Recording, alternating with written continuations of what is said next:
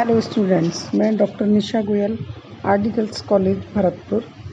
हम पढ़ रहे थे बीए पार्ट सेकंड के सेकंड पेपर में मौलिक अधिकार। भारतीय संविधान द्वारा भारतीय नागरिकों को 7 मौलिक अधिकार प्रदान किए गए थे, किंतु 44वें संवैधानिक संशोधन 1979 के द्वारा संपत्ति के अधिकार को मूल अधिकार के रूप में समाप्त कर दिया गया है। अब संपत्ति का अधिकार केवल एक कानूनी अधिकार के रूप में है। परिणामतः मूल अधिकारों की संख्या 6 रह गई है। ये हैं समानता का अधिकार, स्वतंत्रता का अधिकार, शोषण के विरुद्ध अधिकार, धार्मिक स्वतंत्रता का अधिकार, संस्कृति तथा शिक्षा संबंधी अधिकार और संवैधानिक उपचारों का अधिकार। आज हम पढ़ेंगे समानता और स्वतंत्रता के अधिकार के संबंध में। पहला अधिकार है समानता का अधिकार। ये अनुच्छेद 14 से 18 में दिया हुआ है। समानता का आधार प्रजातंत्र का आधार स्तंभ है। अतः भारतीय संविधान द्वारा सभी नागरिकों को कानून के समक्ष समानता, राज्य के अधीन नौकरियों का समान अवसर और सामाजिक समानता प्रदान की गई है और समानता की स्थापना के लिए उपाधियों का अंत किया गया है। कानून के समक्ष समानता अनुच्छेद 14 के अनुसार भारत के राज्य क्षेत्र में राज्य किसी भी व्यक्ति को कानून के समक्ष समानता या कानून के समान संरक्षण से वंचित नहीं करेगा। इस अनुच्छेद के प्रथम भाग के शब्द कानून के समक्ष समानता को ब्रिटिश संविधान से और कानून का समान संरक्षण अमेरिकी संविधान से लिया गया है और इनका तात्पर्य है कि अपने अधिकारों की रक्षा के लिए प्रत्येक व्यक्ति समान रूप से न्यायालय की शरण ले सकता है। अनुच्छेद 15 धर्म, नस्ल, जाति, लिंग या जन्म स्थान के आधार पर भेदभाव का निषेध। कानून के समक्ष समानता के साथ साथ अनुच्छेद 15 में कहा गया है कि राज्य के द्वारा धर्म, मूल वंश, जाति, लिंग, जन्म स्थान आदि के आधार पर नागरिकों के प्रति जीवन के किसी क्षेत्र में भेदभाव नहीं किया जाएगा। कानून के द्वारा निश्चित किया गया है कि सभी व्यक्तियों के साथ दुकानों, होटलों तथा सार्वजनिक स्थानों जैसे कुओं, तालाबों, स्नानगृहों, सड़कों आदि के प्रयोग के संबंध में किसी भी प्रकार का भेदभाव नहीं किया जाएगा। अनुच्छेद 16 राज्य के अधीन नौकरियों का समान अवसर। अनुच्छेद 16 के अनुसार सब नागरिकों को सरकारी पदों पर नियुक्ति के समान अवसर प्राप्त होंगे और इस संबंध में केवल धर्म, मूल वंश, जाति, लिंग या जन्म स्थान या इनमें से किसी के आधार पर सरकारी नौकरी या पद प्रदान करने में भेदभाव नहीं किया जाएगा। अनुच्छेद 17 अस्पृश्यता का निषेध। सामाजिक समानता को और अधिक पूर्णता देने के लिए अस्पृश्यता का निषेध किया गया है। अनुच्छेद 17 में कहा गया है कि अस्पृश्यता का अंत किया जाता है और उसका किसी भी रूप में आचरण निषिद्ध किया जाता है। अस्पृश्यता से उत्पन्न किसी अयोग्यता को लागू करना एक दंडनीय अपराध होगा।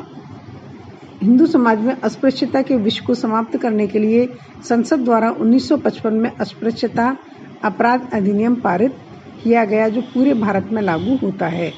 1976 में इसे संशोधित कर इसका नाम नागरिक अधिकार संरक्षण अधिनियम 1955 कर दिया गया। 1989 में इसे और अधिक कठोर बनाते हुए इसे अनुसूचित जाति व जनजाति निरोधक कानून 1989 का नाम दे दिया गया। अनुच्छेद 18 उपाधियों का अंत। ब्रिटिश शासनकाल में संपत्ति आदि के आधार पर उपाधियां प्रदान की जाती थी, जो सामाजिक जीवन में भेदभाव उत्पन्न करती थी। अतः नवीन संविधान में इनका निषेध कर दिया गया है। अनुच्छेद 18 में व्यवस्था की गई है कि सेना अथवा विद्या संबंधी उपाधियों के अतिरिक्त राज्य अन्य कोई उपाधि प्रदान नहीं कर सकता है। यद्यपि कुछ उपाधियां अभी प्रदान की जाती हैं, लेकिन उपाधियां प्रदान करने की यह व्यवस्था संविधान के प्रतिकूल नहीं है, बल्कि इस संबंध में शासन का समस्त कार्य विवेक संगत रूप में और उचित मानदंडों पर आधारित होना चाहिए। दूसरा अधिकार है हमारा स्वतंत्रता का अधिकार। अनुच्छेद 19 से 22 भारतीय संविधान का उद्देश्य विचार, अभिव्यक्ति, विश्वास, धर्म और उपासना की स्वाधीनता सुनिश्चित करना है। अतः संविधान के द्वारा नागरिकों को विविध स्वतंत्रताएं प्रदान की गई हैं।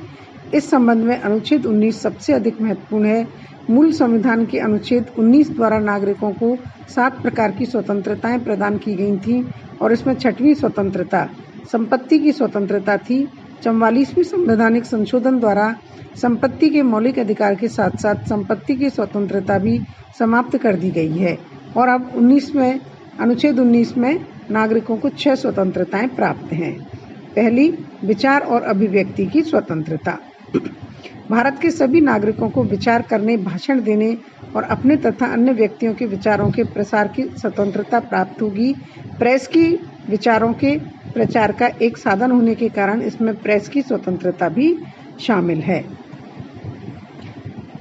राज्य की सुरक्षा, विदेशी राज्यों से मित्रतापूर्ण संबंध, सार्वजनिक व्यवस्था, शिष्टाचार या सदाचार, न्यायालय अपमान, मानहानि या अपराध के लिए उत्तेजित करना, यदि इस प्रकार के कोई विचार होंगे तो इनको राज्य के द्वारा युक्त प्रतिबंध लगाया जा सकता है। दूसरी है अस्त्र शस्त्र रहित तथा शांतिपूर्वक सम्मेलन की स्वतंत्रता। व्यक्तियों के द्वारा अपने विचारों के प्रसार के लिए शांतिपूर्वक और बिना किसी शस्त्रों के सभा या सम्मेलन किया जा सकता है। उनके द्वारा जुलूस या प्रदर्शन का आयोजन भी किया जा सकता है, लेकिन सार्वजनिक सुरक्षा के हित में स्वतंत्रता को सीमित भी किया जा सकता है। नंबर 3, समुदाय और संघ के निर्माण की स्वतंत्रता। संविधान के द्वारा सभी नागरिकों को समुदायों और संघ के निर्माण की स्वतंत्रता प्रदान की गई है, लेकिन राज्य साधारण जनता के हितों को ध्यान में रखते हुए इस पर भी प्रतिबंध लगा सकता है। नंबर 3, राज्य क्षेत्र में अबाध भ्रमण की स्वतंत्रता। भारत के सभी नागरिक बिना किसी प्रतिबंध या विशेष अधिकार पत्र के संपूर्ण भारत के क्षेत्र में घूम सकते हैं। 5, भारत राज्य क्षेत्र में अबाध निवास की स्वतंत्रता। भारत के सभी नागरिक अपने इच्छानुसार स्थायी या अस्थायी रूप में किसी भी स्थान पर बस सकते हैं। भ्रमण और निवास के संबंध में संविधान द्वारा की गई यह व्यवस्था एकहरी नागरिकता के नितांत अनुरूप है। 6, वृत्ति, उपजीविका या कारोबार की स्वतंत्रता। संविधान में सभी नागरिकों को वृत्ति, उपजीविका, व्यापार अथवा व्यवसाय की स्वतंत्रता प्रदान की गई है, किंतु राज्य जनता के हित में इन स्वतंत्रताओं पर उचित प्रतिबंध लगा सकता है। इस प्रकार संविधान द्वारा प्रदान की गई उपर्युक्त स्वतंत्रताएं असीमित नहीं है और इनमें से प्रत्येक पर प्रतिबंध लगा दिए गए हैं।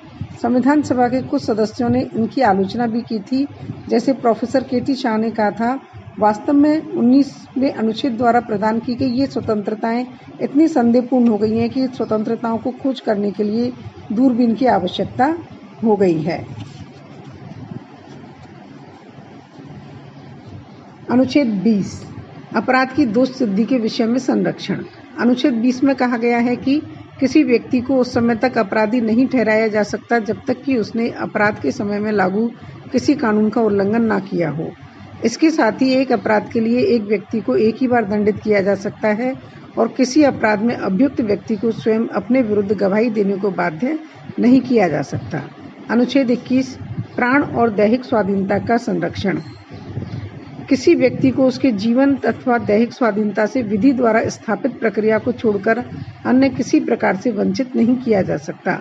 सर्वोच्च न्यायालय ने 1997 में अपने एक महत्वपूर्ण निर्णय में कहा कि जीवन के अधिकार में आवास का अधिकार भी सम्मिलित है।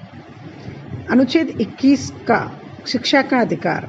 86वें संवैधानिक संशोधन 2002 के द्वारा संविधान में अनुच्छेद 21 का शिक्षा का अधिकार जोड़ा गया है। इस अनुच्छेद के अंतर्गत राज्य 6 से 14 वर्ष तक की आयु के सभी बालकों को विधि द्वारा निर्धारित प्रक्रिया के अनुसार निःशुल्क और अनिवार्य शिक्षा प्रदान करेगा।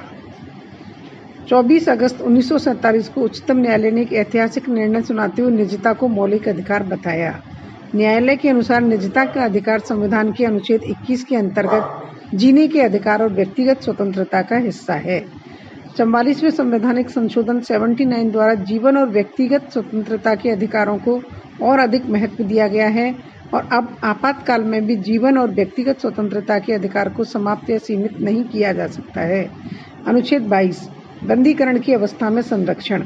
अनुच्छेद 22 के द्वारा बंदी बनाए जाने वाले व्यक्तियों को कुछ अधिकार प्रदान किए गए हैं।